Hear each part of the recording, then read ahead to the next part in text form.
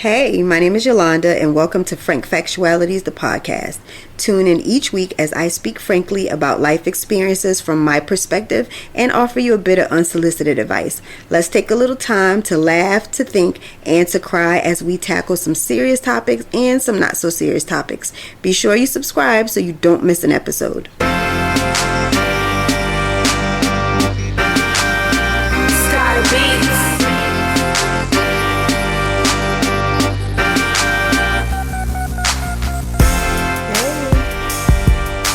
Welcome to Frank Factualities, the podcast. My name is Yolanda. Thank you for tuning into my show for another week and joining me for another episode. How are each and every one of you doing? I am doing just fine. Little hormonal, I think I'm going through the beginning stage of menopause. I've said that to you all before. It's very scary. It's like still being teenage, like moody. I've never had menstrual symptoms like cramps and all that good stuff, but I definitely get the mood swings, and I also get a headache prior to my cycle coming on. But while it's on, I'm just a little bit impatient, a little moody, a little snippy. When I realize that, I try to adjust it, but sometimes it's too late by that point. So the people who kind of converse with me the most might get a little taste of it.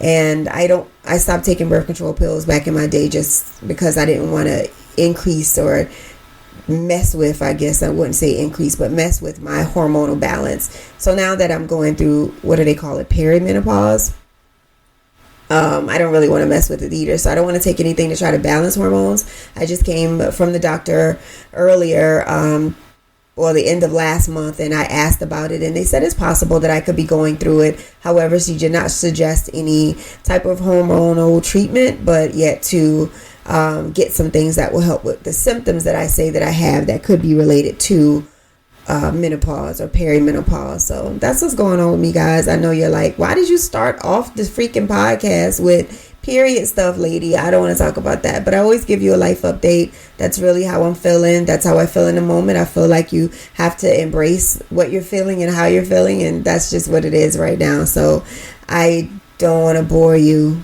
with it. So I will continue with street talk. Yeah, what's going on? Let me know. So y'all, I have a couple of things with street talk, and so that I wouldn't forget, I actually took notes in my little note app on my phone. So I want to talk about two things that I felt like was very unique, and they were kind of simultaneously posted. Coil Ray made a post, and I screenshotted it so that I could read it and that I would not stumble and not say what I needed to say. So let's see what she said. Let me get it here and I will read it. She said, girls don't care if he got a baby on the way, married, in a relationship, just had a baby, happily in love. It doesn't matter what it is. They're going to always be there. What matters is a man's discipline and the way he don't play about his girl. He got to be ready for commitment 100%. Now, Ari is like, oh God, whose baby mama is she? Is she Herbo's baby mama? And she's talking to, oh Lord, what's the man that used to talk to Meg Thee Stallion? Moneybagg Yo. That's what it is. Moneybagg Yo. Okay, so I can't find her original post and I forgot to screenshot it. But what she pretty much said was, it's real corny for another woman to step to another woman as a woman. Like the whole, hey Shirley, this is Barbara, and woman to woman. So she's saying that that's very corny. It's also corny for a woman to go to another man about their woman, and she thought that that was whack. Now, based on what I just said about Coil Ray's post and how she feels like a woman doesn't care, she gonna do whatever. It doesn't matter what the man's situation is. So it's up to the man to hold himself accountable for not stepping out on his girl. That I cannot agree with more. I feel like oftentimes, too many times, women, we hold other women more accountable than we hold a man. And it is not that woman's responsibility to keep up with your man and what he got going on. Now, yes, should we have some sort of moral compass to be like, well, you got a lot going on, so I'm not going to deal with you? We should. However, everybody's morals aren't the same. And I think that that's what we get messed up. We always say, oh, well, it's a girl code, and the girl code is, but that don't mean that my girl code is your girl code. We probably don't share the same girl code, and your assumption can't be that we're all one and the same. We weren't raised the same. We didn't grow up the same. We may not have the same religion. Therefore, we're not going to believe the same things. And I may not feel the same way you feel about something. So, but your man knows how you feel. He knows that you don't want him stepping out on you and doing things. He's the one that says, okay, baby, I love you. Baby, I'm not going to cheat on you. You're my only one. We are exclusive. I am monogamous to you. So the person that should be held accountable for him stepping out is him, not the fact that, well, you know, he had a girl. Yeah. And I don't mean to be rude, because I don't feel like that either. I'm a married woman. So if a woman said that to me, like, and I would feel some type of way. However, the issue is I wouldn't look for the woman to give me answers. I'm not saying that I wouldn't ask the woman. That is not what I'm saying. Because if my man is not giving me the answers that I need, I'm going to hope that the woman would at least own up, because she ain't got to lie to me. She don't have no reason to lie to me. And number two, what am I going to do? What am I going to do to her? I'm at the age where I'm not fighting anybody. So all I'm trying to figure out is this the case? The only reason a woman would lie is if she already knew, and now she's ashamed to say, well, yeah, I knew and I didn't care. But I actually like that type of honesty. I want you to tell me, like, yeah, just because I'm not going to do anything. The only consequences here is going to be that of the man's, because now it's my decision on what I decide to do with you.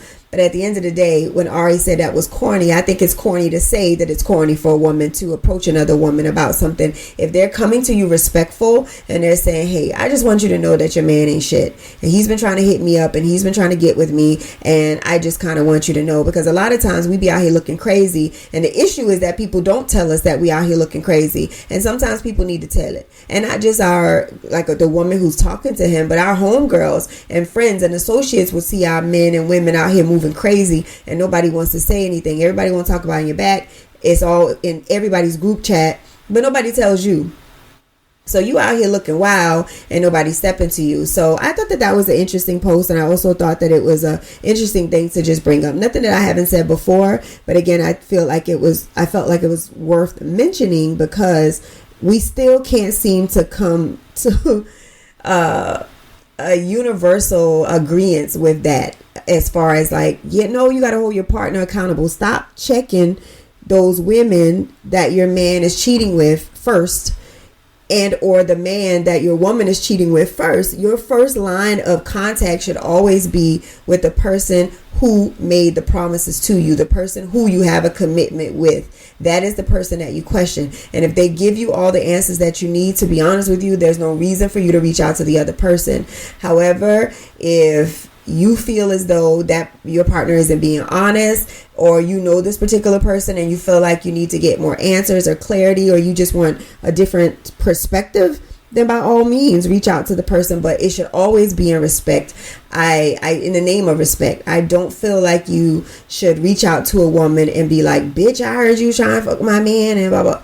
That's all disrespectful, because that woman ain't why she gotta care about your feelings? I know that's a harsh reality, but we put too much stock in that woman code thing. Because let me tell you all, and I think I've said this story before, I don't know, but my friends and I in college were very transparent with one another. We've all been linked up and went out with a group of guys, and then we felt as though we didn't really feel the people that we were with. Like, I had a better connection with the guy that she met than she had with the guy that she met. So I'm on the tag along because she met this guy. He said, come over. He got a roommate. She like, yo, you want to come through with me? And I'm supposed to be talking to the roommate. But then I'm looking at her dude like, yo, I like him. And then she's like, you know what? We ain't really vibing like that. I'm not really feeling him.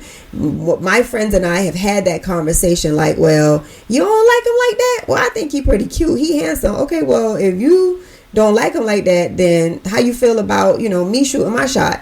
And then usually it's no big deal because you don't like them anyway. It's very controlling. It is very manipulative for you to hold a man hostage that you're not interested in. And oftentimes we women, we do that. We hold a man hostage and we know we have no interest in him whatsoever for the sake of, I used to talk to him, or he tried to talk to me, or that we used to be together, his homeboy tried to hook us up, and now you backdooring me. We don't have ownership in these people.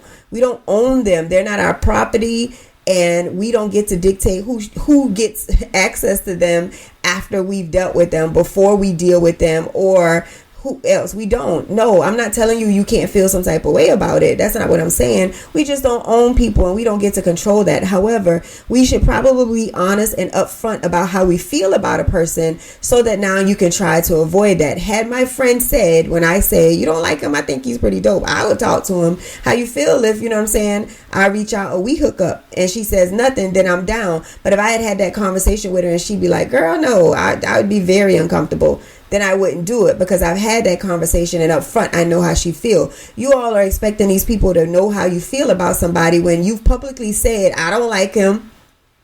Ew, he grossed me out. I'm done with him. I've moved on. Or you are repeatedly talking about another man or to other people in public, out in the open, and sharing your thoughts on some new guy you feeling or whatever. But then when somebody else that you know or you associated with or know of is talking to him, it's like, well, that was my guy. Well, you just been telling people that you got a new dude, or you not really feeling him, or y'all not together. So why does it matter? It's almost like I want all my cookies and I'm not sharing.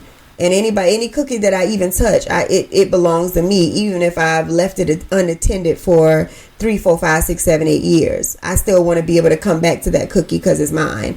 Even if I done left it out so long it got mold on it, it is still my cookie.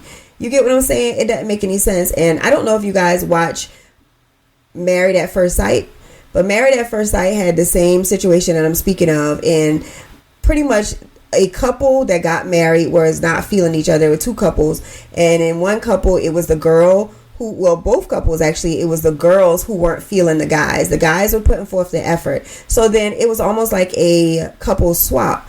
One of the ladies from the couple who wasn't feeling her husband was actually feeling the husband of another couple, and then that couple, the guy, was feeling her too. So they were making a connection. And his thing is, well, my wife really not feeling me, and the girl's thing was, well, I'm not really feeling my husband. And they felt justified in pursuing their interest in one another, because it was just like, well, and so everybody's getting on them because they were sneaking and hiding the fact that they found each other interesting. But this is Married at First Sight, and nobody knows each other when they walk down the aisle.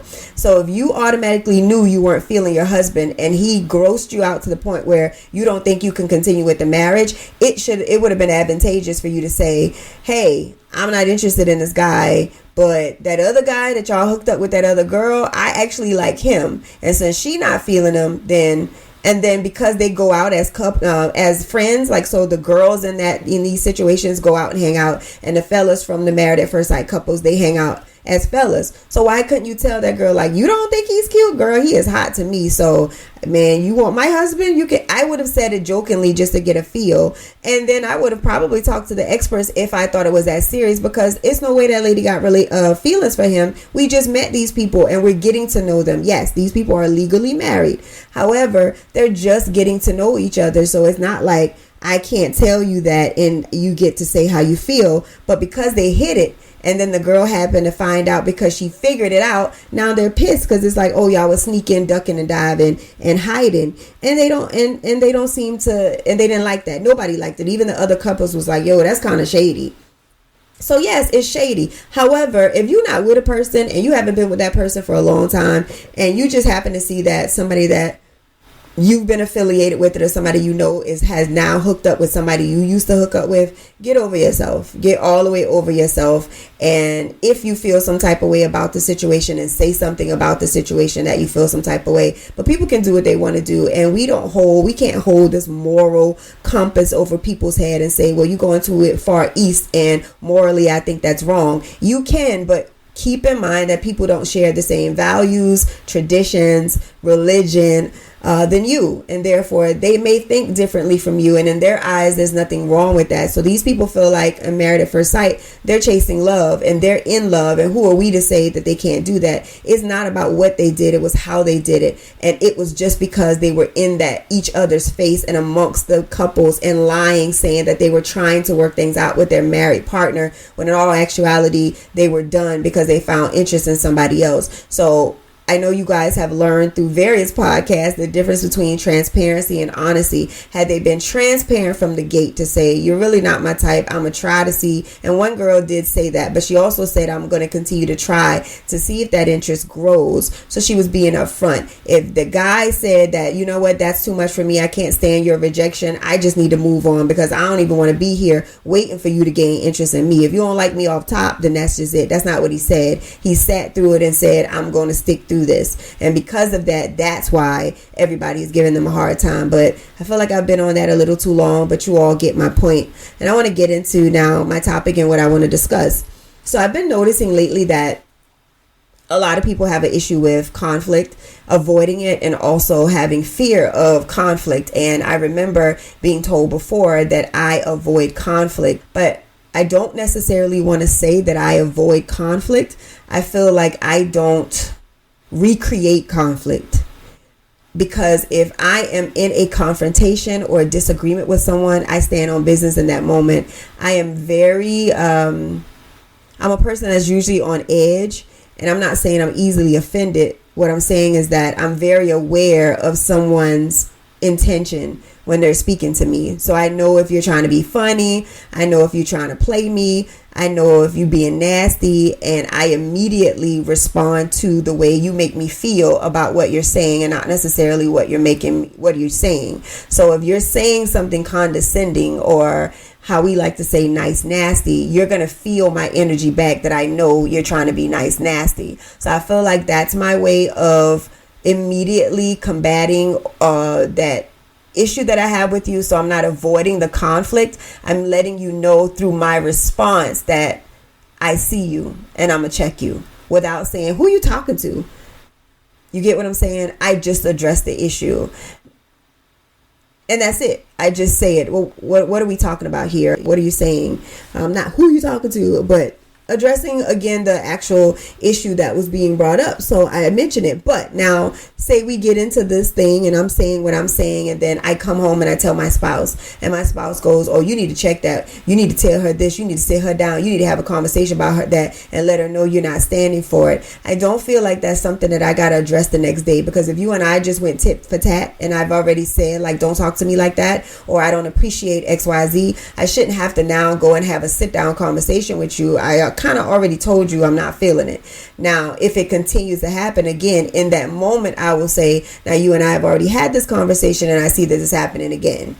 But I don't go back and say, let's sit down and talk about it. But then we have people that straight up just avoid the confrontation altogether. So somebody says something to you nasty, you peep that it's nasty, and then you go on as if they never said it. I cannot allow that. And then so now what you do is you bring everybody else involved in how you felt about it by explaining to them what happened in the situation. This person said this to me, I said that, I felt some type of way, I can't believe they did this, or I told so and so not to do this one thing, that so and so went to go do that one thing, and I don't know why they did that, they don't ever listen, blah blah blah blah, and what do you think I should do? And you have to call a spade a spade. You have to call that thing out. If you don't call the thing out, then it will continue to happen. You cannot sit there and vent and complain about and repeat about the same thing over and over and over, and you never call out the thing. And sometimes you do have to call the thing out in the moment, because people will act as though when you come back around about it, like it never happened and they don't remember. Or now you look crazy because it's like, my dude, that was 3 days ago. You still sitting on that? Like, now you look like that person that's just harboring these feelings over days, when you could have just addressed the issue when it happened. So my friend and I from work was talking today, and we was just kind of going over some things that have been happening. And this isn't a workplace, but this can also relate if you're in a relationship. And so the person is doing a thing over and over. You've said to them, don't do a thing. So it's like, okay, at this point, I just got to say the thing. at this point, I got to tell you, you're not doing a good job at this. You're not making sure that these things happen. And these are going to be my next step moving forward. Because if that thing isn't being said in that moment, then you're going to have to just put some things in place and say why I haven't done that. Otherwise, it's going to get done. Now, sometimes I overstep my boundaries, and I do that when it ain't got nothing to do with me. So, and I'll tell you how. We were in a meeting one day at work, and this one girl at work kept getting kind of called out on her stuff about it. But the person would just always say the thing that the person did or was doing and not really address them. So it's like 7 people in the room, and I say, for example, always leave the door unlocked, and that has been causing kids to come in and out. We're just using that example. Well, people keep leaving the door unlocked all the time, and then these kids be coming back and forth in here. I mean, I don't know why they would do that, and it doesn't make any sense. And so I'm just going to have to let the principal know that these people, you get what I'm saying? But I'm sitting right here, and the whole room knows it's me because I'm the only one that do that. And yet I'm being brought out by not leaving the door open, me not doing XYZ, and I know it's me and everybody knows it's me, and now everybody has to say uncomfortable while you throw subliminals at me in front of my face. So I just finally said, oh my God, you're talking about so-and-so. Why don't you just say that? Like, why are we going over this? And every single meeting we have to do that now. My delivery was trash. And I probably was about to be on my period. I told you I get a little impatient and moody when it's that time of the month. And I honestly think that's probably when that happened. But ever since then, I feel as though that thing don't happen no more. Now, I have to ask my people at work, but if I'm going back and reflect, and hindsight being 2020, that person ain't ever act like that no more in a meeting because I called that thing out in the moment. We were all thinking it, so it's just like, just say the thing. Because it's very uncomfortable, and if we don't address this person because they do it all the time, they're going to continue to do it and think that it's okay because we're not saying it. Now, we all talk about it behind their back. Like, yo, why they always do this? Why would they do this? Like, that doesn't make any sense. We sick of that. But nobody's saying nothing. So that one thing is going to keep going, all because we wanted to avoid conflict. And so sometimes you got to address that thing head on so that it doesn't repeat itself, because now it drives us crazy and we get anxiety about it. Now we got anxiety about talking to that person. It's anxiety when we come around. When you call for a meeting, I got anxiety because it's like, yo, you going to call me out again, or you going to call somebody else out. Now the room going to be tense. Why put yourself through that anxiety? I know it's not an easy task. If you're not a person that's used to that, you got to figure out a way how to address it in the moment. I feel like that's the best way to avoid it from happening again. If you have a conversation, to me, a sit down conversation, it just seems more premeditated. And yes, it actually was premeditated. But to me, premeditated conversations come off as I'm trying to get you in some sort of trouble, or now people feel attacked. But you can't feel attacked when you literally just attacked me. So now we just even. Like, we wish tit for tat. It's not, no one's the aggressor in this situation. I gave you the same heat that you gave me. You get what I'm saying? Versus now you're not on the defense. You just kind of chilling, and then I come out of nowhere with this conflict that you weren't expecting when that energy was given days ago or the day before or whenever it was given. So that energy is given to me now. I'm gonna give you right back the energy. My method is, maybe not the best for everybody, but I feel as though it's the best effort to avoid it from, or to prevent it from happening again once you come away with it. My methods are a little unorthodox, but at the end of the day, I think that it's the most effective way, because people just ain't gonna get it until you call it. It's not being mean. We are past the age of protecting people's feelings. Frankly, the fact of the matter is, if you got the balls to step to me with it, better have the balls to take back the heat. What does the old people say? If you can't stand the heat, get out the kitchen. But if you gonna turn the heat up, you better be willing to stay in this mug when it get hot, because it's gonna get hot. You get what I'm saying? Trust me, them people not gonna feel no type of way when they come into you with it. And it's the same thing in a relationship. It's not gonna be as intense, but if you notice that somebody has been doing something that you're not comfortable with, you cannot be afraid to confront them about that thing that has been bothering you, because of fear of them getting mad at you, fear of them attacking you, fear of them being defensive. You have to be able to tag that thing head on. You're gonna feel much better about it, because you're getting nowhere venting to your friends. You're getting nowhere nowhere telling your mom. You're getting nowhere talking in your head about it, talking to them like you never want to talk about it. No, you just need to say, listen, we're going to have this conversation. It's going to be had tonight. At the end of the day, what are you doing? We got to move past this, and it has to happen. There's nothing wrong with conflict. It is your delivery, and it is what you say. If you love the person and this is in a relationship or a family, then yeah, pick a better time of talking about it. Don't watch your tone when speaking to them, and make sure that you're expressing how you feel about whatever that thing is they do, not about the thing that they do, if that made any sense. You get what I'm saying? If I am talking to you that I don't like the way you communicate with me and I don't like to be yelled at by you, what I can say is when we have conversations, you tend to be a little loud and aggressive towards me. It is very intimidating and I feel belittled. It makes me feel unworthy. It makes me feel less than. So I really would appreciate it if you did not yell at me, because it doesn't make me feel well. It hurts my feelings. It makes me sad. And I don't want to feel like that in a relationship. Instead of, all you always do is talk down to me. And I'm telling you right now, you do it again, it's going to be a problem, because I'm not going to be talked to like that. When you're really not angry about it, the dude hurting your feelings. Because why are you talking to me like that? All I do is love you. Like, all I do is give you this attention, and then I got to get the smoke from you. So change the way you say it, not necessarily what you say. And then if it's somebody that you love, I feel like that's when you should wait. But if it's not in terms of a relationship, and by that I mean somebody that you truly have a bond with, that can be family or friend or a romantic relationship. But if it's like work, or if it's somebody that you go to school with, you're in class with, and you guys are just associates, oh no, you got to call that spade out in the moment. In the heat of the moment, you got to call a thing. Because you're not going to be able to move past that unless you call them out in a minute. Why every time we get together, you always have something to say about that? You bring that up a lot, and like it's really getting old. Don't do that. Like right then and there. Even if you've already let it slide 3-4 times prior to the 6th time, I'm saying, yo, don't do that no more. Every time I bring that up, you make that little slide joke and it's not funny and I don't appreciate it. Yes, you going out the party. People going to be like, dang, why is she being so serious? And if you get that look from people, I'm not being extra, but y'all know she said that all the time. And all I'm saying is that I don't like it. It makes other people uncomfortable. And I'm sorry if everyone's feeling uncomfortable in the moment, but welcome to the party, because that's how I feel every time you bring it up. And there's no hard feelings. I'm just telling you I don't appreciate it. Let's not do that anymore. You see? Move on and be very serious. Like, look them in their face when you say it. And then guess what? Keep the party going like I never said it. I done moved past it. I'm over. You can't hold a grudge now. Once you done said what you said, you got to stand on business. You keep on moving. I said it. I'm not going to be mad. Yeah, because who she thinks she is. That's when...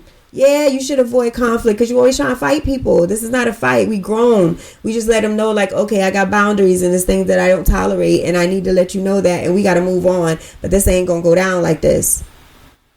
So that's all I'm saying.